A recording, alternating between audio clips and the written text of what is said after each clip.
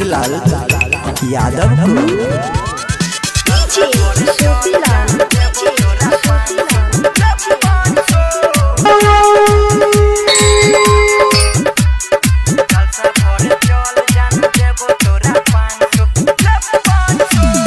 कलसा भरे चल जान देबो तोरा 500 कलसा भरे चल जान देबो तोरा 500 घइला नारियल देबो एटा भांसो घइला नारियल देबो एटा भांसो कलसा भरे चल जान देबो तोरा 500 कलसा भरे चल जान देबो तोरा 500 गणपति बाबा की कलसा भरे चल जान देबो तोरा 500 सहेली रिकॉर्डिंग स्टूडियो के वहीं जाओ कलसा भरे चल जान देबो तोरा 500 होके तू रही है जल्दी से तैयार गे कलसा के हेतै जल्दी पर 4 गे मंगिया के सनुरा सजल रही जे तो बाबा के महिमा जे तोरे पहे तो होके तू रही है जल्दी से तैयार गे कलसा से जल्दी हेतै पर 4 गे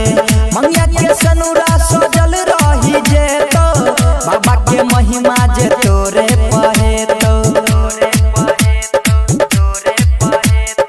बाबा के चंदा दो दही भांसो कलसा भरे चले जान देबो तोरा 500 घइला नारियल देबो एटा भांसो घइला नारियल देबो एटा भांसो कलसा भरे चल जान देबो तोरा 500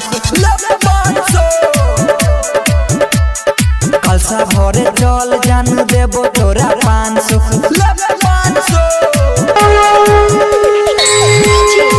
गणपति बाबा की कलसा भरे चल जान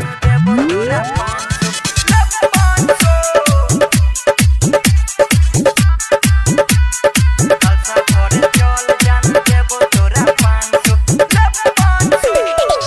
आतिशलाल यादव के गाना बजा को जल उठा ली है पहले तू जाको लाइन से लाइन मिला को तू चली है कलसा से कलसा नहीं के करो तू फोरी है यादव आतिशलाल के गाना बजा को जल उठा ली है पहले तू जाको लाइन से लाइन मिला के तू चली है कलसा से कलसा नहीं के करो तू फोरी है टोली के पीछा तू आई है गे लाइन सो कलसा भरे चल जान देबो तोरा 500 घइला नारियल देबो एटा भांसो घइला नारियल देबो एटा भांसो